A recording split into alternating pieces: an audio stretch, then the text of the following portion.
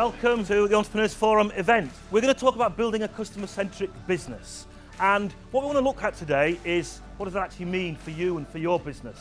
Then we're actually going to hear from Gordon, who's going to give some great insights into how the best businesses create this customer centricity.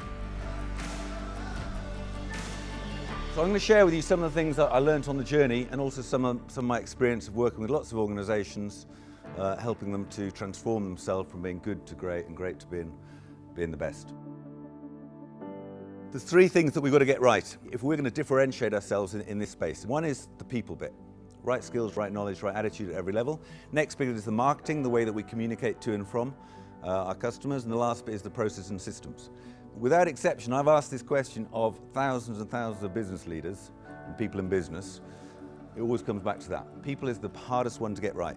And certainly in our business, that was where we had to start. So we had to go on a bit of a cultural transformation if we were going to get to a place where we were different and better than everybody else. So if we're going to move ourselves from wherever we are to wherever you want to get to, you've got to start with a leadership team. What have I got to do? What have we got to do as collectively as a leadership team? And how do we go about it?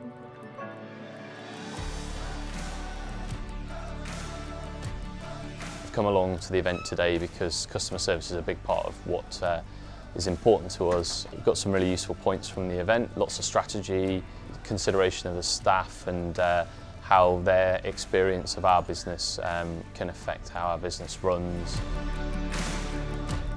How are we actually managing the customer experience? Have we got a systematic way of getting better and better and better? I quite often see a lot of clarity around sales plans. Yeah, we've got a sales strategy in place. I quite often see a lot of clarity. I might have a marketing strategy in place or a product development strategy. What I very rarely see is a customer experience strategy. And that is because it's not always obvious who is responsible for customer experience within the organisation. Even though strategically we're saying it's an imperative, who around the top table is responsible for customer experience? Everyone is, yeah? The thing that I loved about today was just about understanding the customer's touch points with the business and making a strategy that identifies each of those touch points and continuously looks for improvement, and that really resonated with me, and it's such a simple thing when you stand back and think about it. The thing we took away is that it's cheaper to retain and use the customers you have better than to try and go out and find new customers. 2005 was the first year that the top 1,000 businesses in the United Kingdom started spending more effort and energy on their existing customers than on going after new customers. So suddenly the mindset, people have understood that if I obsess about the experience I give my customers, then from profitable growth scenario, that is more exciting. You can only smash this if your employees get it and want it. Once we started getting this right, and it took us 18 months to get there, we started attracting people that would never have considered us as a business before because reputation they'd heard about the stuff we were doing. Yeah, and that transformed our business because we were bringing in the best talent. Out of all the different feedback techniques, in most organizations, the most powerful, and again, depends on the organisation, doesn't work for everybody, is the ability and confidence and desire of your frontline team to get feedback. Do they know how to do it? Are they trained to do it? Is it built into their training?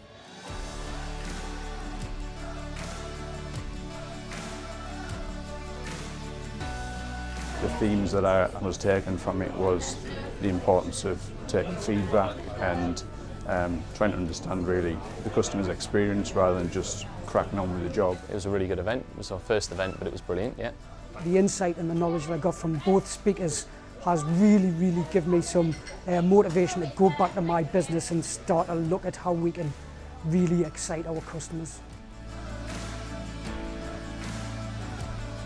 So we've got to align what we're recognising and rewarding people for. We've got to align who and how we're recruiting people. We've got to align how we're training people to do this stuff in the first place, if we want to get there. It's a people-led thing. It starts with the culture.